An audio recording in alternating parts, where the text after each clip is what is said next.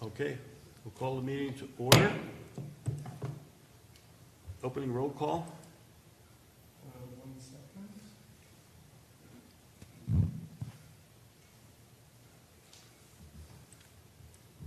Okay.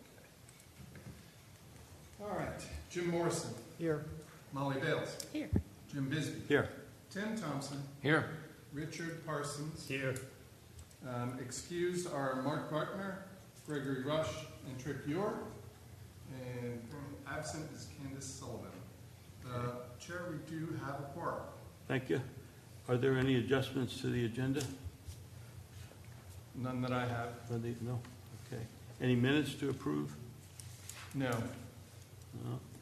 No written decisions? Right. Okay. Historic Preservation Commission is appointed by the City of New Bern's Board of Aldermen. It's responsible for preserving and safeguarding New Bern's locally designated historic districts, downtown and Riverside, based on U.S. Department of Interior standards, state statutes, city ordinances, and New Bern's historic guidelines. Two of the major tasks of the HPC include approving applications for a certificate of appropriateness and preventing demolition of historic structures due to neglect.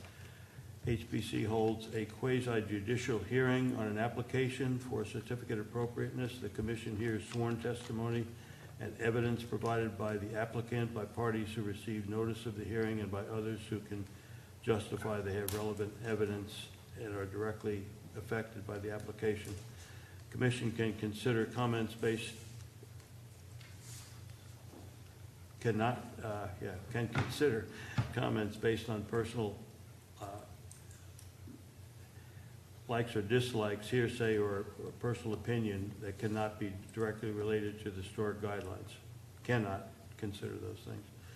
Likewise, the commissioners shall refrain from stating personal opinion, personal likes or dislikes, or hearsay during the hearing. The commission's decision is based solely on the application and testimony and evidence presented at the hearing relating to the guidelines. Can we swear in presenters? Yes. Whoever would like to speak this evening, please come forward. We will swear you in. Jim? Do you swear to tell the whole truth and nothing but the truth, so help you God? Yes. Yes, we do. Thank you. Do I sign? Yes, please put your name there and your address.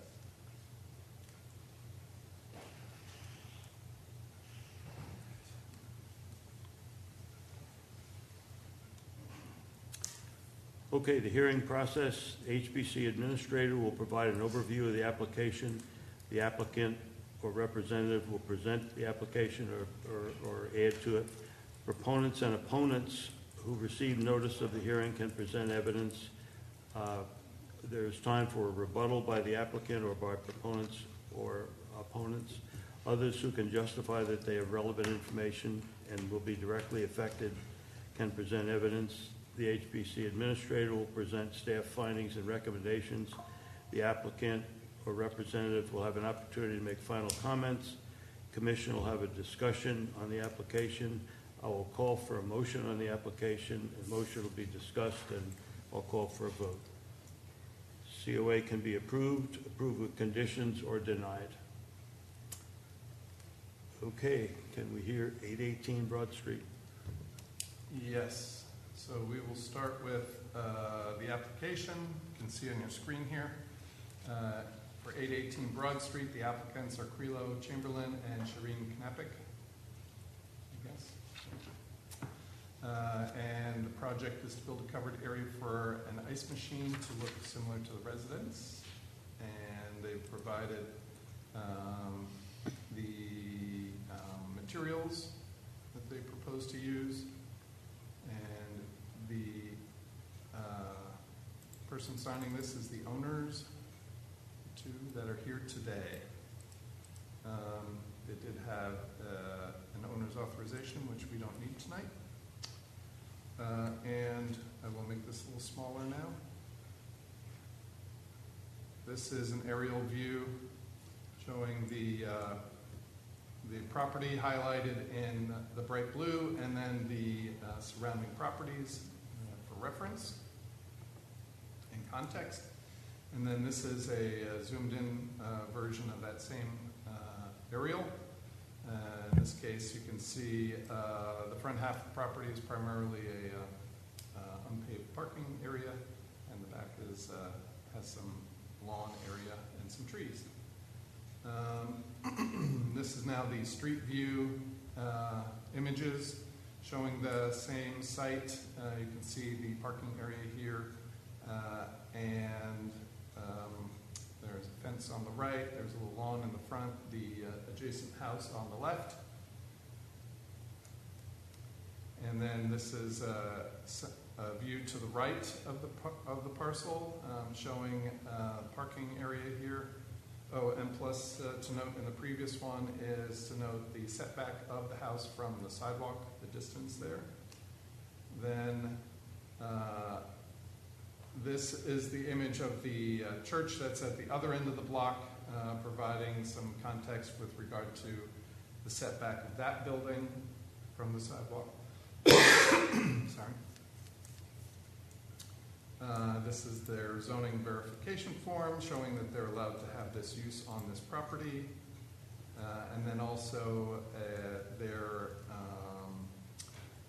site plan approval for the project from with regard to zoning and land development. And this was the survey plan that they provided at the time. This is not any different than the one we've seen in the design review meeting 2 weeks ago. This is a new image. We've seen one similar before. It had a bunch of green trees and shrubs and stuff drawn on there. Those have been removed, so it's kind of a clean view showing the location of the ice machine, but without the shelter. This image was essentially used for the zoning approval plan and land development approval. This is now their new image showing kind of a representation of the final project with the machine shown inside the shelter and behind this wall along the front of the sidewalk, which is previously approved in the previous application that came before the HPC. So that wall is not part of this application, merely the shelter and the walkway leading up to the shelter. It's the walkway shown with those 4 rectangles there. And the other part will be the landscaping, which we'll see later. So this is primarily we're interested in the shelter itself. And here you can see 4 sides of that shelter. First on the left is looking at the back of it. There's a door in the back wall of the shelter. Then looking at the left side, you can see that the left side is open, and so is the right side, which is seen all the way on the right. And then the front elevation is also open, and what you see there is the back wall with the door. So you should have a good idea of that. You can see the front of the roof, the pyramid-shaped roof is held up with 2 architectural columns on 2 brick piers. All right. Then we have a section view of the construction, and we also have a floor plan view. So here you can see the how there's a rear wall on the back with the door. The rear wall does curl around onto the side slightly, but then it's open all the way around except for the 2 corners on the front, where the columns are.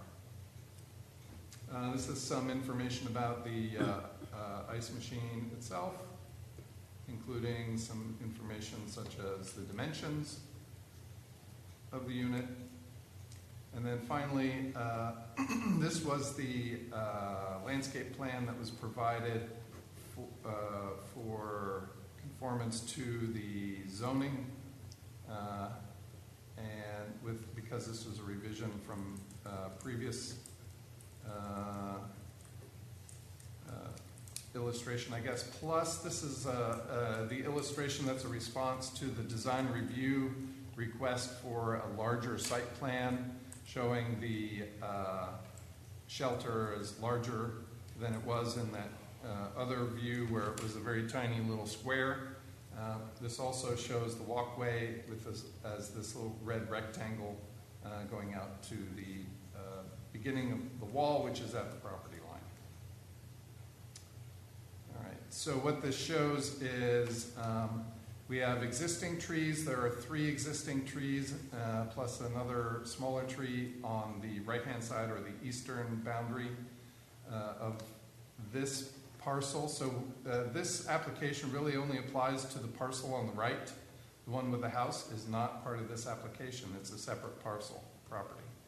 And so on this one, we'll be looking at just that. So we have the 3 trees I just mentioned plus the one in the corner. They're proposing a new pecan tree in this where this large green area is. And then all of these pink ones are crepe myrtles that they're proposing on the property. So one in that corner, one along the middle of the side, 2 towards the front here between the shelter and the house, one more along the back of the wall out front, and then one more along the right-hand side. The other 3 on the other side of that line are already existing, and they're on the other property, so not relevant to this. Then, in addition to all that, they are proposing some azaleas, which are the small green dots across the right-hand side, the right-hand property or the eastern property. The front property gets 1 azalea, and the property line next to the house gets 2 azaleas there. So that's the landscape plan for this project.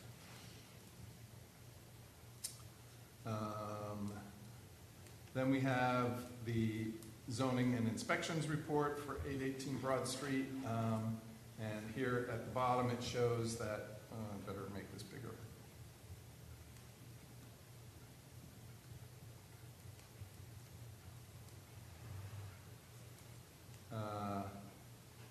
The zoning administrators indicated that it meets the requirements of land use ordinance and the zoning approval has been issued. And then for the chief building inspector, he's indicated that it will require a building permit. Specifically, the building, electrical, and plumbing permits are required. Then we're ready for our staff report whenever you're ready. Did you have anything that you wanted to add? No comments. Okay. Are there proponents or opponents of the process that would like to speak? Guess not. Okay. Anyone else other than those who would like to speak? I guess not. Okay, you ready for the findings and recommendations? Sure. All right. So our staff report, so this was written before the latest version of the application. So the applicants are the owners, and their address was also on the application. The project address, 818 Broad Street. It's a vacant lot, so there is no historic property name. It's checked off here as a vacant lot, and there are no descriptions from the National Register Inventory or Sandbeck.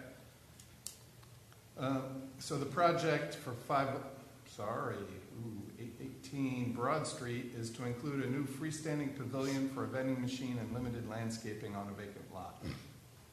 So staff submits the following historic district design standards, aka guidelines that may be appropriate to this application are landscaping 2.4.3 and 2.4.4. For parking, it's 2.7.2, 2.7.4, 2.7.5.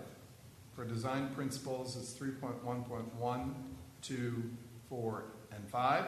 And for infill construction, it's 3.4.2, 3, and 4.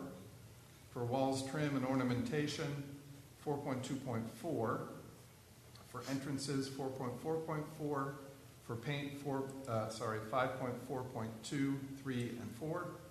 And for contemporary materials, 5.5.1, 2, 3, 5, and 6. The statements of fact based on the information contained in the application are: 1, the structure is an infill structure in the dense fabric development pattern. 2, the project consists of a small pavilion, shelter structure, and limited landscaping.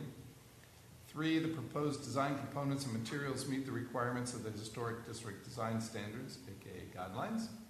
4, the zoning administrator and the chief building official have reviewed this project and commented accordingly. And 5, the application is not incongruous with the guidelines. So the HPC may want to consider the following conditions. Revised plans according to the changes agreed upon at the hearing shall be submitted by the applicant to the HPC staff for approval according to the guidelines and prior to the final inspection by the Building Inspections Division. That concludes our report. Okay. Do you have anything you want to add? No. Discussion? Commissioners? Just two things we may have talked about in design review, that the pillars, they're brick bases, what's the The top would be the wood, Would be wood, okay. to mimic kind of the front porch of the 820 residence. okay. And one of the guidelines is about parking lot retention of gravel. Okay.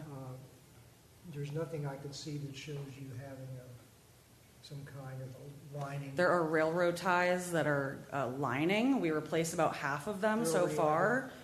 There's a few of them that still need replacing, but those will be kind of being moved to make room for the bed of the type C buffer. Okay, So so the that, railroad tie is not landscaping timbers. okay, landscaping timbers is, No, landscaping timbers are not preferred, Are not allowed. not allowed. okay, so what do we need to do? Railroad ties would be okay. The smaller ones, those Okay. are landscaping timbers. Okay. That's what's not allowed. So is what we have good though? Railroad ties sound like they are. Yeah, railroad Okay. ties Okay. would be okay. Okay, yep, that's what we have there now. Okay, fine. Perfect. Just wanted to clarify that. Yep, and we'll be getting a new truckload of gravel there once Okay. we're done, once we're ready to go. This is, just some general comments. This is a bit unique from what we usually see. Usually we're dealing with houses and structures. I'd say the bike rental stations, the closest thing to this in the sense that this is a bit different. It meets the planning and zoning requirements. It's contemporary construction with compatible architectural features based on, surroundings. I think landscaping elements will help, soften it quite a bit. Yeah. So yeah, It'll look nice once it's done. And it's removable, which, Yeah. Exactly Yeah, our, I mean, our point too, that's- yeah. yeah. Okay, any other thoughts? Call for a motion? Mr. Chairman, I'd like to make a motion that we find the application for the certificate of appropriateness for 818 Broad Street to be not incongruous with New Bern's Code of Ordinance, sections 15-411 to 15-429, and New Bern's Historic District Guidelines based on the following specific guidelines and findings of fact. Hold on, let me get there. Applicable guidelines, landscaping, 2.4.3, 2.4.4, parking, 2.7.2, 2.7.4, 2.7.5, design principles, 3-1.1, 3.1.2, 3.1.4, 3.1.5, infill construction, 3.4.2, 3.4.3, 3.4.4, walls, trim, and ornamentation, 4.2.4, entrances, 4.4.4, paint, 5.4.2, 5.4.3, 5.4.4, contemporary materials, 5.5.1, 5.5.2, 5.5.3, 5.5.5, 5.5.6. Findings of fact: the structure is infill construction in a dense fabric development pattern. Project consists of a small pavilion shelter and some limited landscaping. The proposed design, components, and materials meet the requirements of the historic district standards. The zoning administrator, chief building, and the chief building official have reviewed the project and commented accordingly. The application is not incongruous with the guidelines. One condition is, as you're moving through, there's typically something that has to be changed. If there's any revised plans, you'll contact HPC staff, which would be Matt, and work through it, work through any changes with him. No problem. Second. Richard seconded. All in favor, state aye. Aye. Opposed? Hearing none, motion is approved. Motion to issue a COA. So moved. Second. Moved and seconded, we issue a COA. All in favor, state aye. Aye. Opposed? Hearing none, can issue the COA. All right. Thank you. All right, thanks, guys. Congratulations. Good to see you. Good job. Thank you very much. Good job. Any old business? Any public comments? No? Okay. Anything you would like to discuss on your report? Well, and first, new business, right? New business? Yeah. Any new None. business? No. I do not have anything other than to remind, let's see, regarding the terms of our commissioners, Jim Morrison has been reappointed. So that leaves Mark Bartner and Candace Sullivan. I believe Candace has indicated that she is not returning. And so I guess we're waiting for someone to fill her position in the meantime. Has the appropriate alderman been notified? I don't know, but I do know I did tell the city clerk last week that these people were not, well, Mark Bartner is intending to, or is wanting to renew, and that Candace is not. So if they hadn't talked to anybody, I did last week. But as you know, I've been asking people to contact their alderman or the city clerk for months. Yeah. Yeah. Okay. Anything else? Motion to adjourn? So moved. Second. Moved and seconded. All in favor, state aye. Aye. Meeting adjourned.